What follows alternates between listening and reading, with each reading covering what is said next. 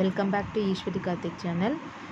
இன்றைக்கி நம்ம pedagogy of computer சயின்ஸில் ப்ராஜெக்ட் மெத்தட் அப்படிங்கிறத பற்றி பார்க்க போகிறோம். இது வந்து ஒரு கொஷின் பேப்பரில் கேட்டிருக்காங்க.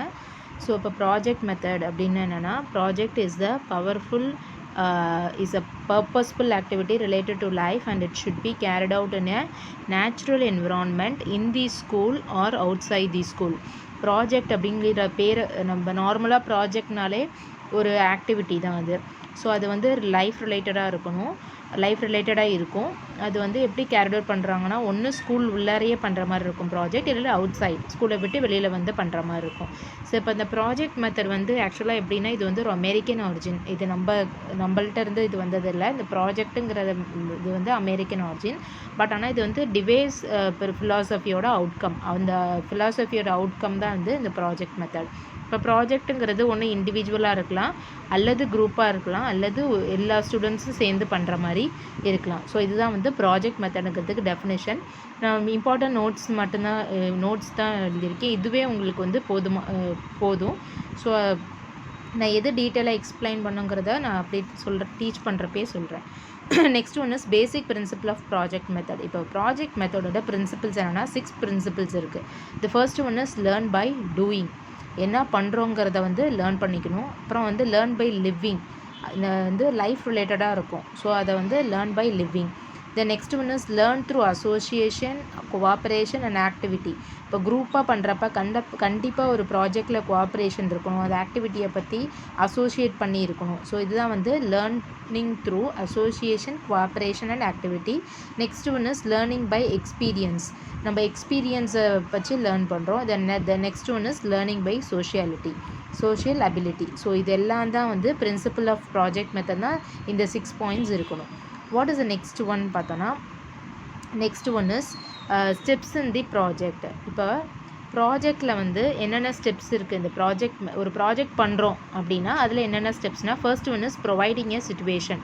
அந்த ஒரு ப்ராஜெக்ட் இதுதான் அப்படின்னு ஒரு டீட்டெயில் எக்ஸ்ப்ளனேஷன் கொடுக்கறது. தென் அதே மாதிரி ப்ராஜெக்டே வந்து ப்ராஜெக்ட் டைட்டிலே வந்து மோர் தென் 5 அல்லது மோர் தென் 6 அந்த மாதிரி நிறையா சிச்சுவேஷன் சொல்லிடுவாங்க. So choosing a project. Second one is நம்மளால் எந்த ப்ராஜெக்ட் வந்து பண்ண முடியும், ஒவ்வொரு இண்டிவிஜுவலோட விருப்பத்தை பொறுத்து ப்ராஜெக்டை வந்து செலக்ட் பண்ணுவோம். அதனால தான் நிறையா சாய்ஸஸ் இருக்கும். இந்த ப்ராஜெக்ட் பண்ணுறீங்களா, எந்த டைட்டில் கொடுத்துருவாங்க, ஒரு மோர் தென் 5 டைட்டில்ஸ் கொடுத்துருவாங்க. அதுலேருந்து ஸ்டூடெண்ட்ஸாக அவங்களுக்கு பிடிச்ச டைட்டிலை செலக்ட் பண்ணிக்கணும். Then third one is planning of the project. ஒரு ப்ராஜெக்ட் வந்து பிளான் பண்ணணும். அந்த ப்ராஜெக்ட் பண்ணணும் அப்படின்னா அதுக்கு என்னென்ன தேவைப்படும் அப்படிங்கிற ஒரு பிளானிங். எங்கே போய் அந்த இன்ஃபர்மேஷன் கலெக்ட் பண்ணால், எதில் சர்ச் பண்ணால் கிடைக்கும், அந்த மாதிரி பிளான் பண்ணிக்கணும். தென் எக்ஸிக்யூட்டிங் தி ப்ராஜெக்ட். அந்த ப்ராஜெக்டை வந்து எக்ஸிக்யூட் பண்ணணும். அது வந்து கரெக்டாக எக்ஸிக்யூட் ஆகுதா அந்த ப்ராஜெக்ட், வேறு அதில் நம்ம என்ன இம்ப்ரூவ் பண்ணணும், அந்த மாதிரி ப்ராஜெக்ட் வந்து எப்படி எக்ஸிக்யூட் பண்ணுறது அப்படிங்கிறத பார்க்கணும். த next one is evaluating the project. அப்புறம் அது வந்து கரெக்டாக வந்து ஒவ்வொரு ஸ்டேஜ் அப்பையும் வந்து டீச்சர்ஸோட ஹெல்ப்போட கரெக்டாக இந்த ப்ராஜெக்ட் ரன் ஆகிட்டுருக்கு அப்படிங்கிறத எவாலுவேட் பண்ணுவோம். நான் அதில் final one is recording all the activities of the project. ஃபைனலாக வந்து ஃப்ரம் த பிகினிங்லேருந்து எண்டு வரைக்கும் என்ன பண்ணோங்கிறத ஃபுல்லாக ரெக்கார்டாக வச்சுருக்கோம். இப்போ நான் வந்து இந்த ஒவ்வொரு டாப்பிக்கும் வந்து கிளியராக எக்ஸ்பிளைன் பண்ணிடுறேன். ஃபர்ஸ்ட் ஒன் இஸ் ப்ரொவைடிங் எ சிச்சுவேஷன்னா, இப்போ வந்து அந்த சப்ஜெக்டில் என்னென்ன டாபிக் இருக்குது, ப்ராஜெக்டில் வந்து என்னென்ன டாபிக் இருக்குது அப்படிங்கிறது. அப்புறம் வந்து இது வந்து இந்த டாப்பிக்கில் வந்து எந்த ஸ்டூடெண்ட்ஸையும் ஃபோர்ஸ் பண்ணக்கூடாது. அவங்களுக்கு எது பிடிச்சிருக்கோ அந்த டாபிக் அவங்க செலக்ட் பண்ணுற மாதிரி இருக்கணும். ஸோ நிறையா இப்போ அதே மாதிரி அந்த டாப்பிக்கை பற்றி டீச்சர்ஸ் வந்து ஃபுல் எக்ஸ்ப்ளனேஷன் கொடுக்கணும். அதுக்கு என்ன தேவைப்படுங்கிறதையும் டீட்டெயிலாக கொடுக்கணும். இப்போ ப்ரொவைடிங் எ சிச்சுவேஷனில் என்னென்ன பாயிண்ட்ஸ்னால், ஸ்டூடெண்ட்ஸ்க்கு நிறையா டாபிக் கொடுக்கணும் சப்ஜெக்ட் ரிலேட்டடாக. அதே மாதிரி அவங்க விருப்பப்பட்ட டாப்பிக்கை அவங்க சூஸ் பண்ண வைக்கணும். கம்பல் பண்ணக்கூடாது, இல்லை ஃபோர்ஸ் பண்ணக்கூடாது. தென் டீச்சர்ஸ் வந்து அந்த ப்ராஜெக்டை வந்து வேரியஸ் ப்ராஜெக்ட்ஸை எக்ஸ்பிளைன் பண்ணணும். அது என்ன நீடு, தென் ஸ்டூடெண்ட்டுக்கு தேவையான என்னென்ன தேவைப்படும், ஸ்கில்ஸ் ரெக்வயர் பண்ணும் இந்த ப்ராஜெக்ட்டுக்குங்கிறதையும் எக்ஸ்பிளைன் பண்ணணும். இதுதான் இந்த ஃபர்ஸ்ட் ப்ரொவைடிங் எ ப்ராஜெக்டில் இதுதான். நெக்ஸ்ட் ஒன் இஸ் சூஸிங் எ ப்ராஜெக்ட்னால், இப்போ வந்து டீச்சர்ஸ் வந்து அந்த ஒரு டீட்டெயில், அந்த ப்ராஜெக்டோட டீட்டெயிலை வந்து எப்படி பண்ணணும் அப்படிங்கிற பிளான் பண்ணுறது, சூஸிங் எ ப்ராஜெக்ட்னா அவங்களோட விருப்பத்துக்கு ஏற்ற மாதிரி ப்ராஜெக்டை சூஸ் பண்ணணும். இதுதான் நார்மலாக சூஸிங் எ ப்ராஜெக்ட். அதுக்கப்புறம் அதுக்கு தேவையான அளவுக்கு அந்த கைடன்ஸ் வந்து டீச்சர்ஸ் கொடுப்பாங்க. அப்போ கஷ்டப்படாத மாதிரி, ஸ்டூடெண்ட்ஸ் கஷ்டப்படுற அளவுக்கு இல்லாமல் அதுக்கு தேவையான கைடன்ஸை வந்து டீச்சர்ஸ் கொடுப்பாங்க. ஸோ சூஸிங் எ ப்ராஜெக்டில் மெயினாக வந்து ப்ராஜெக்ட் வந்து ஸ்டூடெண்ட்ஸோட விஷோடு இருக்கணும் செலக்ட் பண்ணுறது. Third one is planning the project. Planning the ப்ராஜெக்ட்னா என்னென்னா பிளானிங்கில் என்னென்ன இருக்குன்னா, ஃபர்ஸ்ட்டு வந்து nature and scope of the project. ஒரு ப்ராஜெக்டில் வந்து நேச்சரும் ஸ்கோப்பும் என்ன இருக்கும் அப்படிங்கிறது தான் வந்து ப்ராஜெக்டோட ஃபர்ஸ்ட் ஒன் பிளானிங்கில். செகண்ட் ஒன் வந்து அந்த ப்ராஜெக்ட் எந்த அளவுக்கு வந்து கம்ப்ளீட் பண்ண முடியும், அதில் என்னென்ன காம்ப்ளெக்சிட்டிஸ் இருக்குது அப்படிங்கிறத பார்க்கணும். தென் வந்து ஒரு டைம் அலாட் பண்ணிக்கணும். இந்த ப்ராஜெக்ட் வந்து இவ்வளோ நாளுக்குள்ளார முடிக்கணும் அப்படிங்கிறது ஒரு டைம் அலாட் பண்ணிக்கணும் பிளான் பண்ணுறப்பயே. தென் ஃபைனல் ஒன்று அதுக்கு என்னென்ன தேவைப்படும், அந்த ப்ராஜெக்ட்டுக்கு ரிசோர்ஸஸ் என்னென்ன தேவை அப்படிங்கிறது. ஃபஸ்ட்டு வந்து அந்த ப்ராஜெக்ட் என்ன அப்படிங்கிறத புரிஞ்சுக்கணும். தென் அதில் என்னென்ன டிஃபிகல்ட்டிஸ் இருக்குதுன்னு பார்க்கணும். தென் டைம் அலாட் பண்ணணும். தென் ஃபோர்த் ஒன் இஸ் என்னென்ன ரிசோர்ஸஸ் தேவைப்படுதுங்கிறத பார்த்துக்கணும். இதுதான் planning of the project. Next one is executing the project. அப்படின்னா இப்போ வந்து டீச்சர்ஸ் வந்து அவங்களோட ஸ்டூடெண்ட்ஸோட இன்ட்ரெஸ்ட்டுக்கு ஏற்ற மாதிரி ஒர்க் அசைன் பண்ணணும்.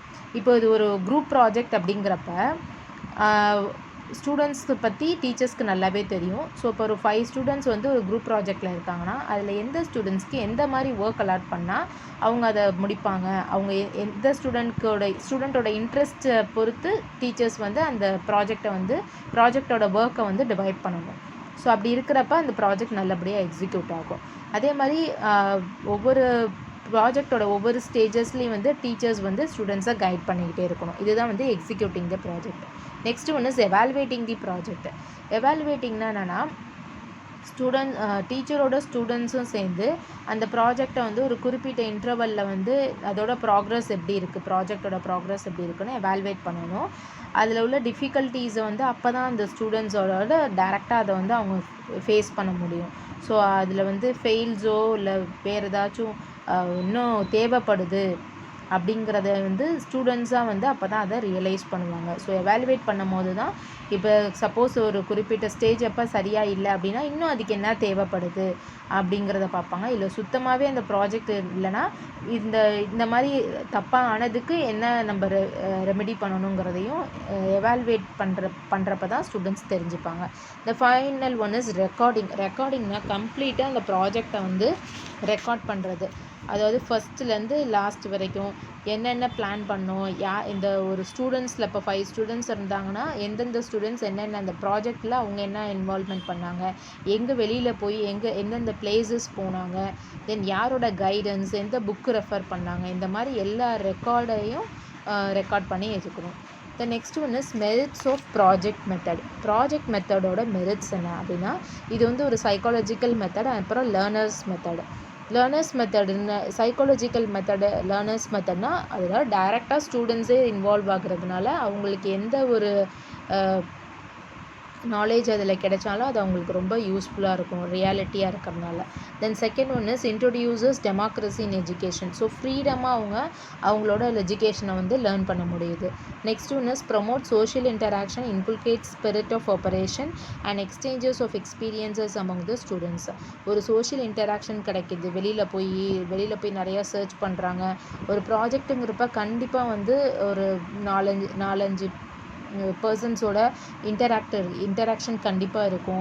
இல்லை வேறு எங்கேயாச்சும் வெளியில் ஒரு இன்ஸ்டியூஷன் போகிற மாதிரி இருக்கும், போய் ஒரு இதை விசிட் பண்ணுற மாதிரி இருக்கும். இந்த மாதிரி இருக்கிறப்ப கண்டிப்பாக சோஷியல் இன்டராக்ஷன் ப்ரமோட் ஆகும்.